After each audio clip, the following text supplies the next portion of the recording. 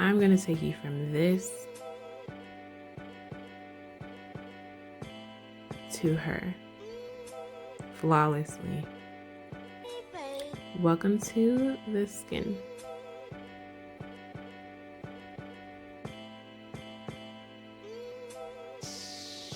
So first we're going to start with skin prep, which is super important.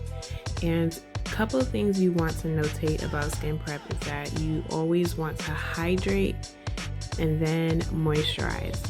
If the skin of your client feels still dry, you're missing either the hydration part or the moisturize part.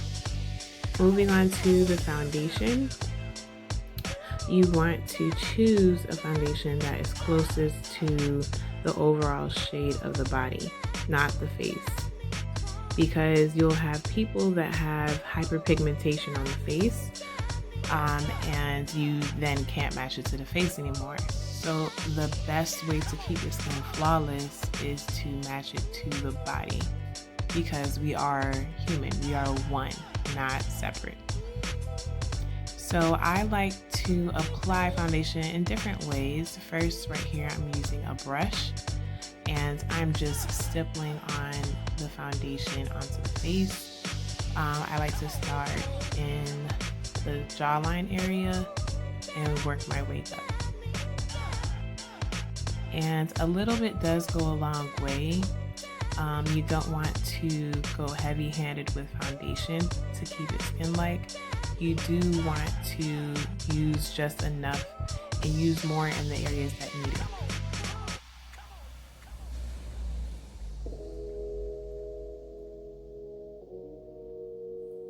So you also want to apply foundation in a downward, outward motion, because you have these little baby hairs that will make it stand up and be noticeable if applied in the opposite direction that it grows.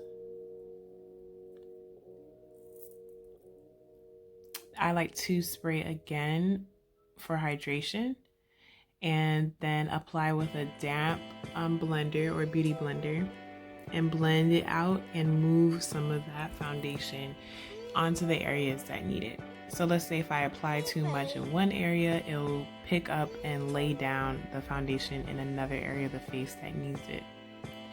Plus, I also blend out so any streak lines are removed and the foundation is evenly distributed at this point. Moving on to the highlight part, you can also use a foundation to highlight the center points of your face. So naturally where the light hits is where you're going to apply. The ideal face shape is an oval, so I am creating an oval in the center of my face. Although ideally my face is an oval already, so I'm just keeping the same shape. When you do this, you are already automatically correcting your face shape by creating the ideal face shape in the center. So if you look closely, if I connected all those points, it will be an oval. So again, I apply and then I blend out with the beauty blender or with any sponge of your choice.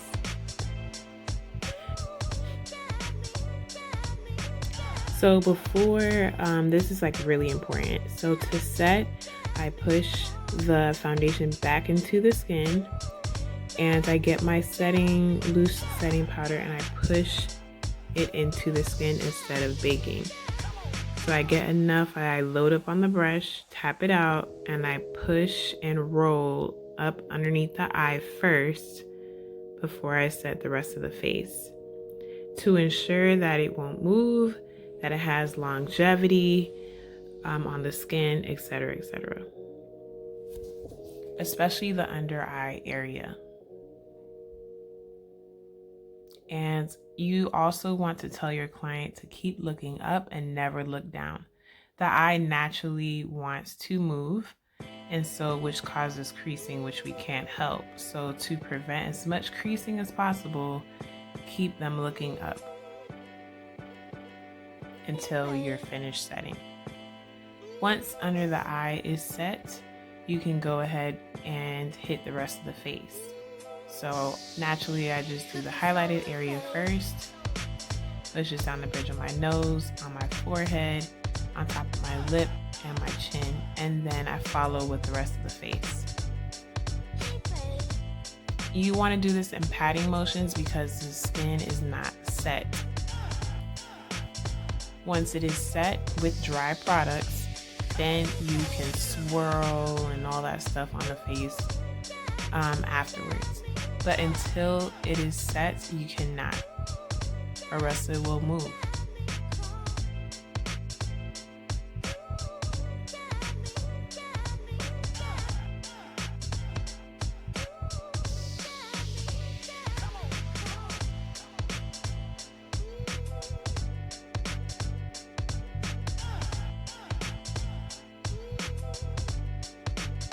So here I'm going back with a face powder that is closest to the under eye color that I used for foundation, and I am working in patting motion still to ensure that it's locked into place. And I want to bring back tone to the face and depth and dimension, so I'm using toned face powders to do that. I have one for the under eye and one for all over the face for the rest of the face.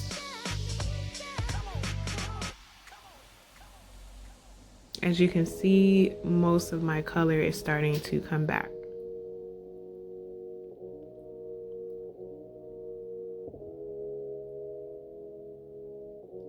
And when you're doing this foundation part, just take your time. There is no specific rush.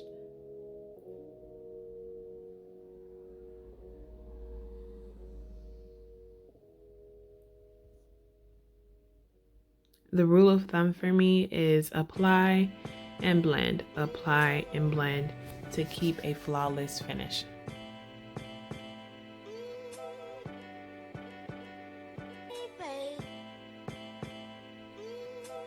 So I take a bigger brush and apply my overall face powder to the skin.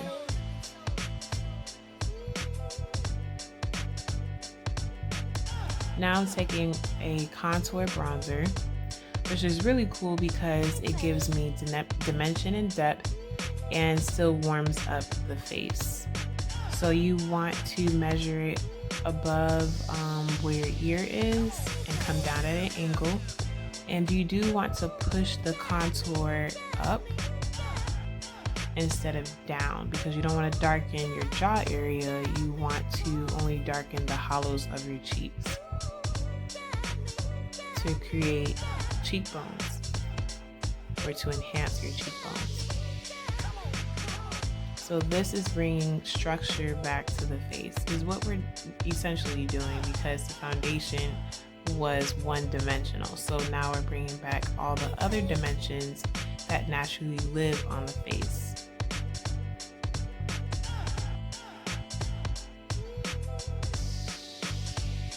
Also, when you're doing your foundation, you do want to pay attention to balance and symmetry,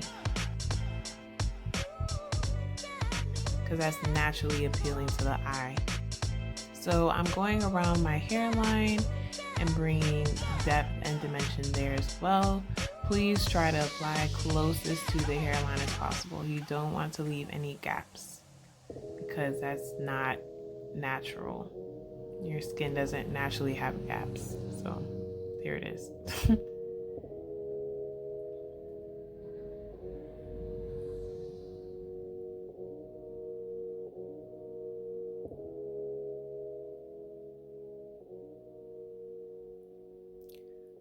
The contour shade is naturally found where the darkest points of your body is.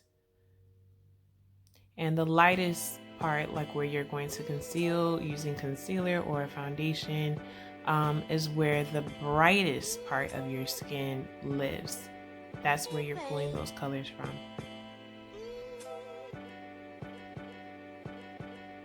So throw away the 1 to 2 shades lighter, 1 to 2 shades darker. Not necessarily. You do want to float with the tones of your body.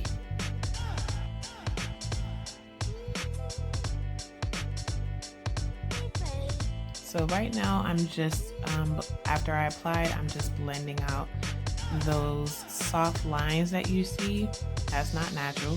So I'm going to blend that out till it's super diffused and blend it out some more just to make sure.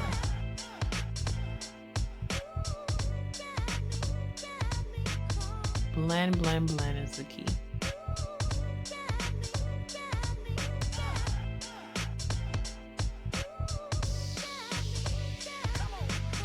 And I blend in circular motions.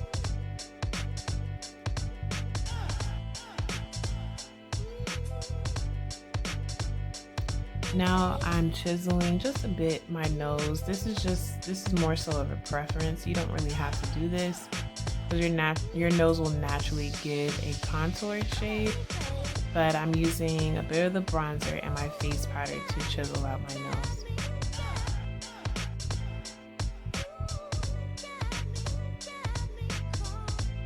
And I like to give slight depth to my nose. I don't really like to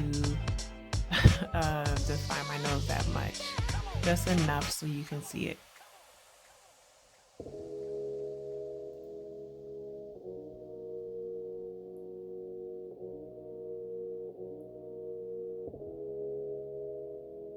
And also please blend your contour nose part out.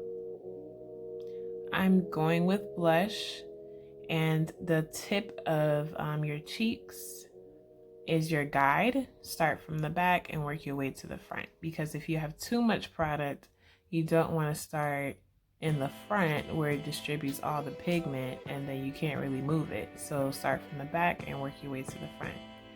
I like to do something that's called a mirror effect and apply that same color around my temple area. So I'm starting from the back, I'm tapping my way to the front, the tip of the cheeks, and blend.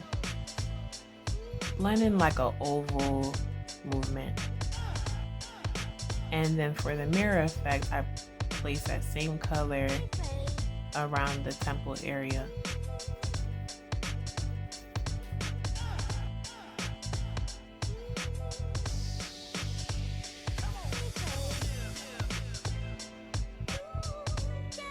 I like a wash of color for blush. I'm not a big blush person.